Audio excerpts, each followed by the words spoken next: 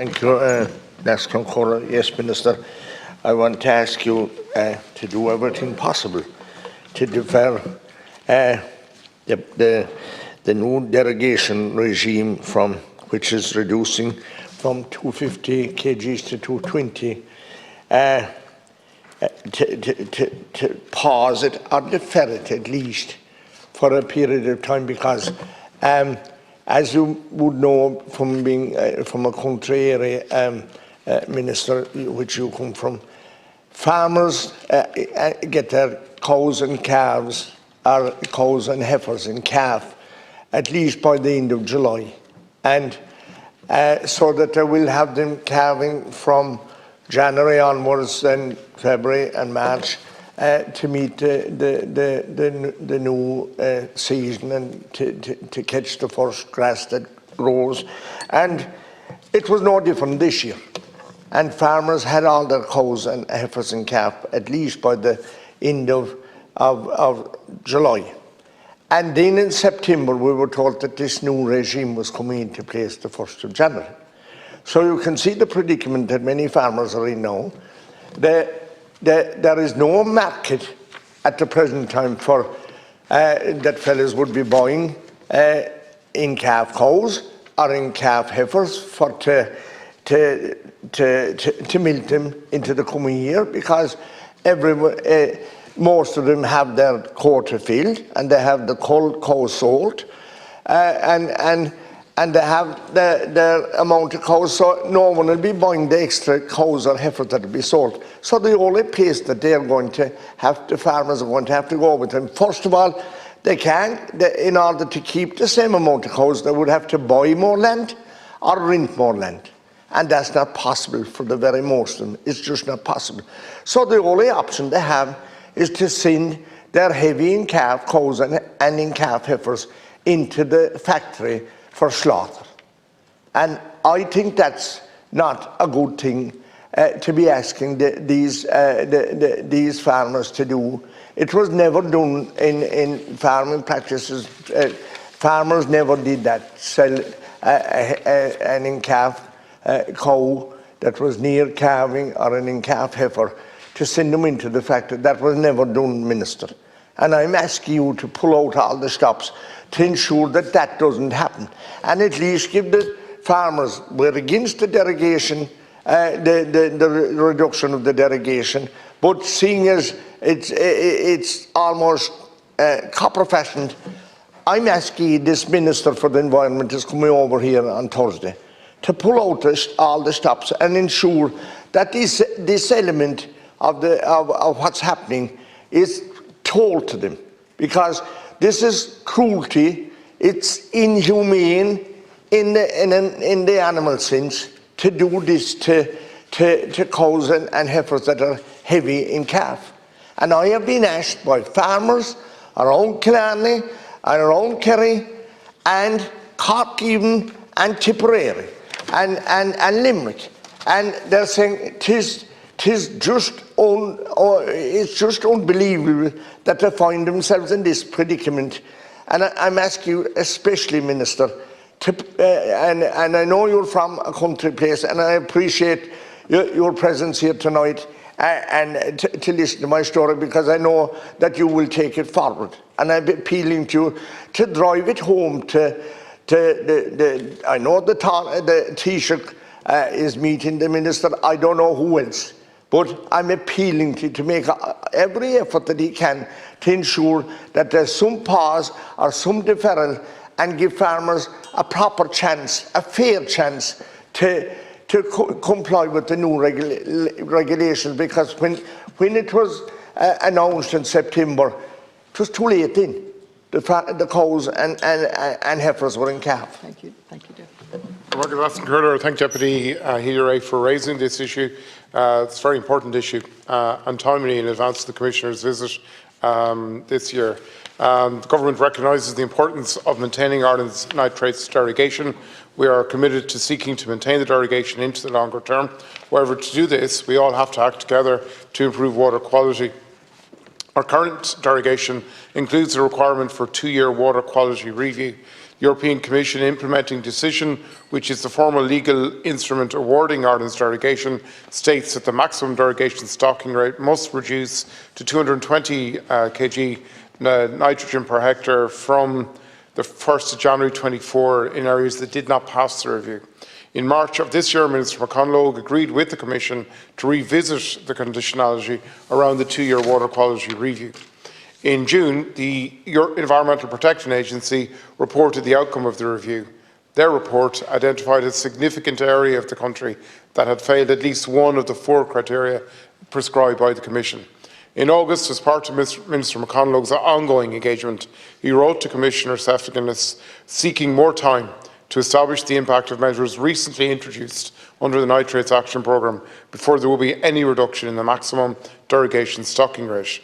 In early September, Minister McConalogue met Commissioner Sinkovich, where it became very clear that there will be no reopening of the Commission implementing the decision. However, the Commissioner outlined there was scope to make some minor adjustments to the outcome arising from the water quality review based on scientifically justified parameters.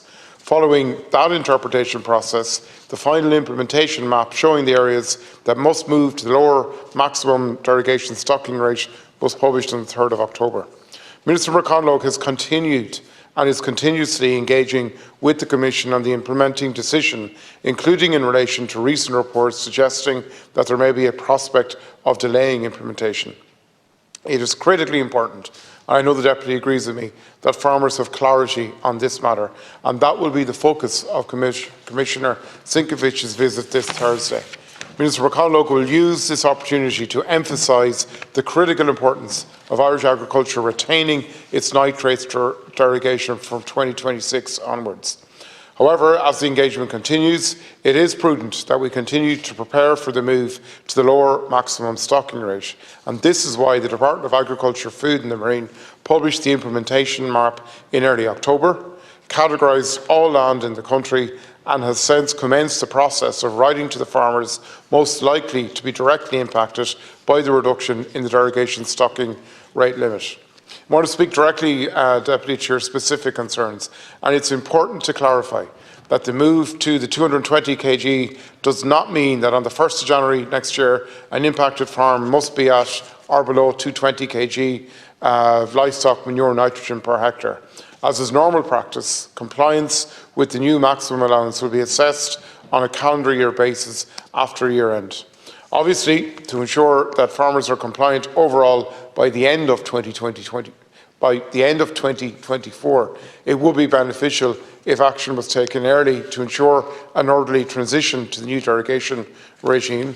And again, in relation to the point you raised, to reduce the pressure to move young calves off farm, the Minister has asked Teagasc to establish a separate nutrient excretion rate for young calves, rather than the current situation where they are considered in the overall bovine category, which is from 0 to 12 months.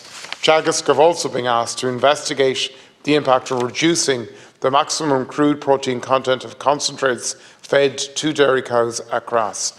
This may justify a reduction in the dairy cow's nutrient excretion rate due to the lower crude protein intake. And furthermore, the Minister has also asked Teagasc to review the calculation of the nutrient content of cattle slurry. The Government strongly engages all impacted farmers to engage with an accredited agricultural advisor to seek their best option or combination of options available to allow them to adjust the new limit. But I will absolutely carry your speech this evening, Deputy, to Minister McConalogue ahead of his meetings on Thursday with Commissioner Sefcovic. Thank you very much, Minister. And I suppose it's unfortunate, I have to point out, it's very unfortunate that even as we'll speak here tonight, there are many farmers going to go out of business in the next few years because their young fellas are not taking up the dairying. They find it too hard and the hours too long. And the other thing, the vilification of the farmers and the cow is stopping the young fellas of going to it. There's no encouragement. And they feel that they're blamed for the rain, they're blamed for the heat, they're blamed for everything, and the poor farmer and the cow, there's no other one tackled in the same way as no other industry or anything. There's lads up on the plains or whatever, there's no come back in any one of them, only the farmer, because he's an easy target.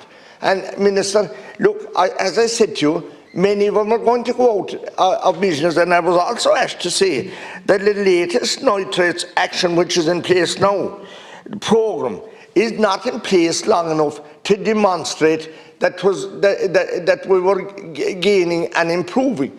The other question, Minister, how many local authorities and Irish Water are responsible for damaging our water and our waterways, and even the Loch Lane catchment, where there's farmers now targeted in this? We have several treatment plants not compliant, not there at all, in places like Scotland, and Corra.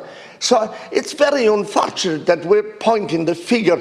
It's the finger clearly at the farmer. And like your leader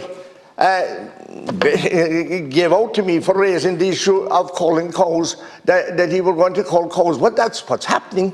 I raised it over 2 years ago, and the only way out for farmers now is to call cows, and he has to admit that he either didn't know what was happening, or he knew and he didn't want to tell us. But that's not fair for the farmers, and the farmers that got their cows in calf last July, that there are no other option now, or they just send heavy in calf cows and in calf heifers into the factory. I'm appealing to you, Minister, and I do rely on you to get them around the table and see that this is wrong. It's cruelty to animals. Thank you, Deputy. Thank you, Askin Curder. Deputy, I absolutely agree with you in relation to the vilification of farmers. It's wrong. And if we have to have a proper debate on climate change, which is real, which is happening, and which is going to be very real for every person, but if we need a proper debate, then vilifying one sector is not going to allow that. And it's wrong, and I agree with you on that. Everybody has to shoulder the burden here. But the issues you have raised, Mr McConalogue is dealing with them on a daily basis. He established earlier this year the Agricultural Water Quality Working Group, which is involving key stakeholders from across the agri-food sector. That group has a number of aims. Firstly, to improve the awareness of the impact that individual actions can have on water quality. Secondly, to improve farmer compliance with existing rules. Thirdly, to consider what new measures can be introduced to drive improvements in water quality. And the Government is continuing to support improvement in overall water quality through a number of measures, including the extension and expansion of the Agriculture Sustainability Support and Advisory Programme, measures under the Eco Scheme and Acres to reduce nutrient losses and further limit chemical nitrogen use as part of the CAP strategic plan, a water quality European innovation partnership which was launched by Minister Conlogue this year with a value of €60 million over the next 5 years, accelerated capital allowances for farmers investing in manure storage, and proposed changes to TAM's grant aid for farmers investing in manure storage. The Minister is engaging directly, Deputy, I can assure you, with the Commission on the implementing decision, and absolutely we all agree with you that it's essential that we have absolute clarity and that farmers have absolute clarity on the recent reports and the possibility of delaying implementation. And that matter will be the focus of Commissioner Sinkovic's visit this week, and the Minister will be stressing to him directly the critical importance of retaining the nitrates derogation after 2026. And I'd also want to highlight some of the wonderful projects that are being developed by farmers that were on display during the National Ploughing Championships, on-farm solutions to reducing emissions that are being supported through Enterprise Ireland for my own department. I think everybody working together can assist this. But you can be assured, Deputy, that the meeting with Commissioner Sinkovic on Thursday will have this at its heart, and Minister McConalogue will be bringing it directly to him, the message that you have passed this evening. Thank you, Minister. I just need to say that small farmers are going to be affected more than this, than anyone else, because they won't be sustainable. Deputy, I've been more than lenient. I let both sides over time. I let both sides considerably over time. So